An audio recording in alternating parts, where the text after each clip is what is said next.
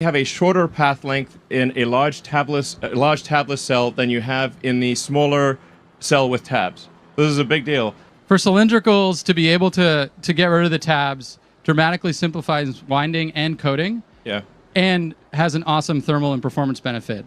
And so when we put it all together and go to our new 80 millimeter length, we get 5 times the energy with 6 times the power and enable 16% range increase.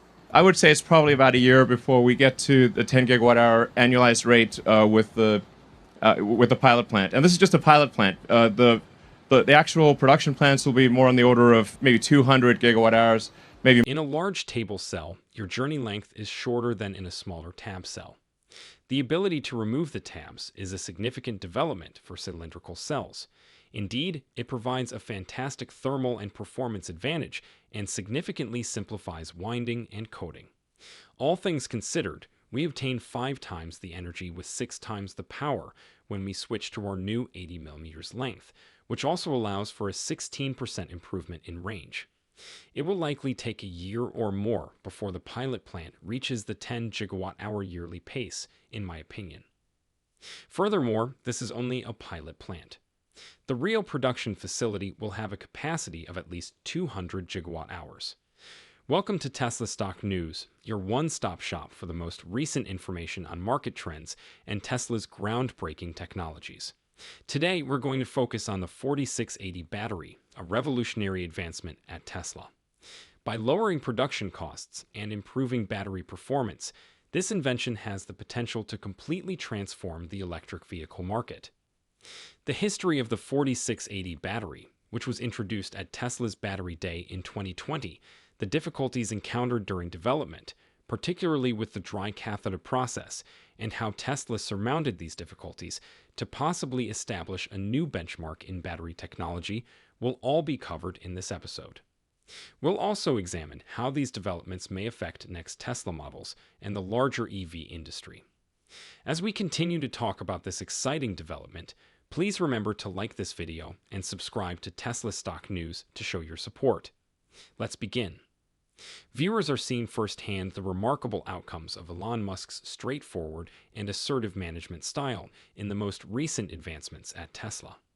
Musk gave his 4680 battery team a severe ultimatum earlier this year: either fix the persistent problems and cut expenses, or the 4680 program will be shut down. Tesla is now announcing a major advancement in the production of its 4680 batteries, demonstrating that this audacious decision has clearly paid off.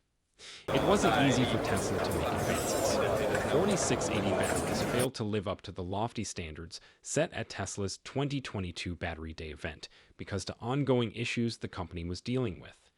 But when Tesla started laying off employees early this year, there were indications that things were about to change.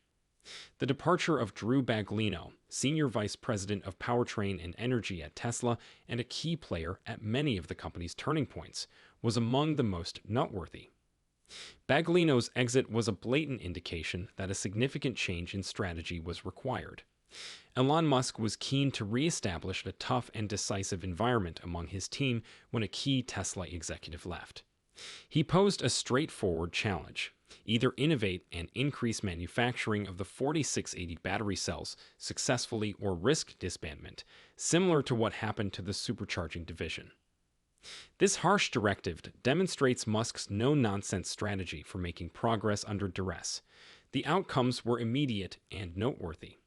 Within 3 months of establishing this difficult objective, Tesla was able to significantly lower its cost of products sold, in addition to producing an astounding 50% more 4680 cells from the first to the second quarter. These accomplishments demonstrate the possibility of quick advancement when urgency and specific goals are combined. Regarding Tesla's production capacity as of right now, the business has scaled up remarkably to satisfy high manufacturing demands.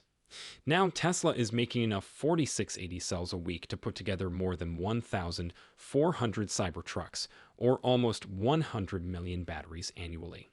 This production rate indicates that Tesla's ramp-up phase is continuing accelerating and is a tribute to the company's continued dedication to innovation and scale. This momentum was further accelerated in July when Tesla began testing a Cybertruck prototype that uses these in-house manufactured dry cathode 4680 cells in real-world settings. This is an important step because it brings Tesla one step closer to achieving the full potential of its battery technology improvements, laying the groundwork for future developments, and strengthening its position as the market leader for electric vehicles. With its eagerly awaited Battery Day presentation in the fall of 2020, Tesla achieved a major milestone by revealing a revolutionary battery cell design known as the 4680. In addition to being bigger and more potent than the conventional cylindrical cell, this new cell also carried the audacious goal of cutting the cost of electricity in Tesla vehicles by 56% per kilowatt hour. This invention had the potential to significantly lower the price of Tesla vehicles without sacrificing performance, or conversely, to increase performance without raising pricing, since batteries are the most expensive part of electric vehicles. Notwithstanding these encouraging possibilities, the 4680 battery had difficulties that hindered it from reaching its full potential, particularly in the course of production. The difficulties were mostly related to the dry battery electrode technique, which Tesla had obtained in 2019 when it purchased Maxwell Technologies. This method sought to increase production speed and volume while drastically reducing and lowering the cost of the battery manufacturing line. To comprehend the intricate details of traditional production, consider that a cylindrical battery cell has long, tightly coiled metal ribbons, one positive and one negative, that are enclosed in a metal container.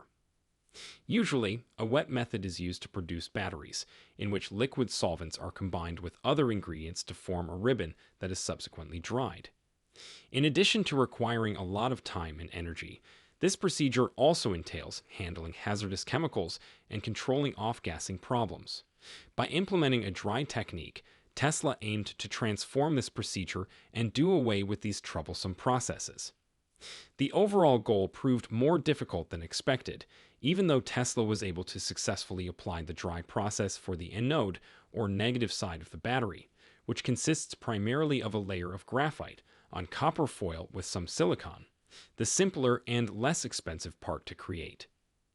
In addition to highlighting the difficulty of developing new technology, this story of creativity and difficulty at Tesla challenges viewers to think about the wider ramifications for the development of electric vehicles in the future. Will the transformational potential of Tesla's ongoing attempts to improve the dry electrode technique eventually be realized? Both customers and the industry eagerly await. It was more difficult to develop the cathode, the battery's positive side, which is much more complicated and expensive to create. The cathode, which is made of cobalt, nickel, manganese, and aluminum, had a difficult time making the switch to dry manufacture. Elon Musk previously stated that the metal rollers used for the battery manufacturing process were damaged because the dry cathode material was too abrasive for the machinery. These rollers go through a process called calendering, in which the cathode powder is compacted to a predetermined thickness and then flattened out like pasta. The rollers became useless due to dents caused by the dried cathode material's hardness. Production was severely slowed every time one of these vital machines broke down, resulting in around 45 days of downtime, while repairs and replacement parts were being made. A close-up picture of a damaged cathode roller taken by a Tesla devotee provides a striking illustration of this problem. The picture showed how the roller's chrome plating had been removed by the abrasion from the dry cathode material, seriously impairing its operation. Tesla needed to take a coordinated and calculated strategy to overcome the significant obstacles related to the dry cathode manufacturing process. According to insider information, the corporation had to drastically modify its production machinery to more sophisticated and durable pieces that could meet the demanding requirements of the new manufacturing process. Furthermore, Tesla significantly altered its production processes, optimizing methods to better suit the special properties of the dry cathode materials. This comprehensive makeover was a 5-year tale of unrelenting exploration and creativity, meant to overcome a number of technical obstacles rather than a band-aid solution. Fortunately, according to a recent article, Tesla is certain that they have at last developed a design and procedure that would enable them to mass produce its cathodes using a dry process. According to this late-stage claim, Tesla has now figured out a crucial technology that should enable the production of Tesla batteries at a far lower cost, the dry cathode manufacturing method. As demonstrated by a recent release verifying the resolution of the persistent problems with the dry cathode process, Tesla's commitment and persistence have finally paid off. The Cybertruck project's lead engineer, Lars Moravy, was essential to achieving this goal. He affirmed that Tesla had used the recently refined dry cathode method to successfully construct the first validation Cybertruck. Thence,